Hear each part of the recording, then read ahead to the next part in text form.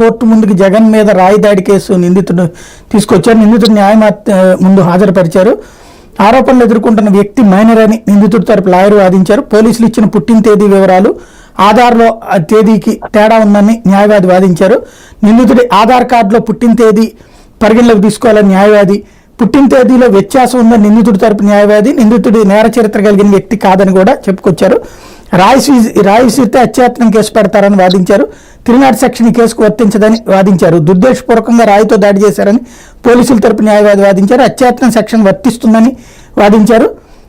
Municipal అధికారులు ధ్రువపత్రాన్ని పరిగణలోకి తీసుకుంటామని కోర్టు. ఇరు వర్గాల తరపున వాదనలు ముగిసినాయి. దీన్ని ఎలా చూడాలి?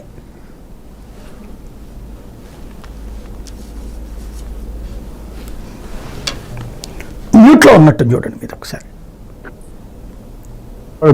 Right, okay. రీసెంట్ గా సుప్రీంకోర్టు కూడా తీర్పు ఇచ్చింది, పుట్టిన తేదీని దేని ప్రామాణికంగా తీసుకోవాలి అని. ఇప్పుడు ఈ ఇబ్బంది ఎక్కడ వస్తుందంటే, ఈ కుర్రవాడికి చెప్పబడుతున్న వ్యక్తి చదువుకున్నవాడు కాదు. అతను చదువుకున్నట్లుగా స్కూల్లోకి వెళ్ళినట్టుగా లేదు ఆధారాలు, అంటే వచ్చిన సమాచారం మేరకు అతను కూలి పనులకు వెళ్తున్నాడు.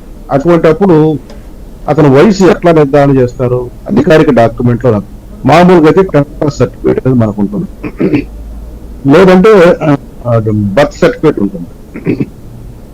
బర్త్ సర్టిఫికేట్ ఆ రోజుల్లో తీసుకోవడం ఇటువంటి పేదలు జరగదు కాబట్టి చదువుకుంటే 10th క్లాస్ సర్టిఫికేట్ ఉండేది. 2 లేవు కాబట్టి ఆధార్ కార్డు ఒకటి ఉంటుంది.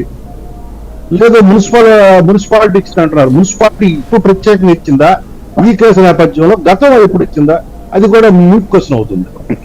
ఎందుకంటే మైనరా మేజర్ తేల్చడం కోసం అతను ఏజ్ అనేది ఇప్పుడు ఖచ్చితంగా కోర్టు ముందు ప్రశ్నార్థకంగా అవుతుంది, అది వేరే విషయం.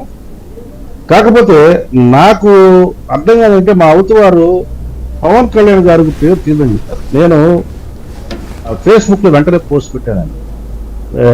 10 గంటల లోపు ఆ రోజు సంఘటన జరిగింది.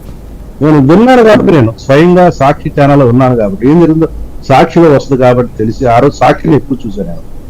అంబటి రాంబాబు, తమ్మినేని సీతారాం, ధర్మాన కృష్ణదాస్, ఇస్మాయిల్ అనే సాక్షి ఎడిటర్ ఎంత వరస్ట్ గా పవన్ కళ్యాణ్ గారి పేరు తీసి హత్యాయత్నం చేయించారు, హత్యలో కుట్ర పన్నారు జగన్ అంతమోదించడానికి.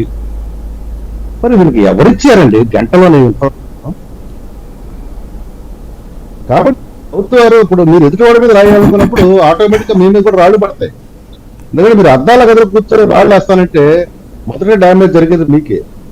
ఇప్పుడు దానివల్ల ఆ యొక్క దాడికి సంబంధించిన ఆ నేపథ్యం కానీ, దాడికి సంబంధించిన దాని ఏమంటారు విలువ కానీ పోగొట్టుకున్నది మీరు.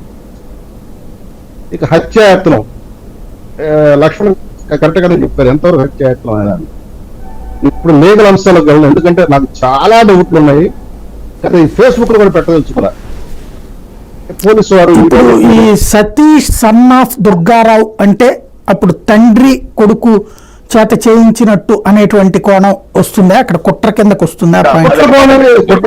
దుర్గారావుకి చిన్న చిన్న పిల్లలు ఉన్నారు, అతను కాదు ఇది, అతను వేరు వేరు.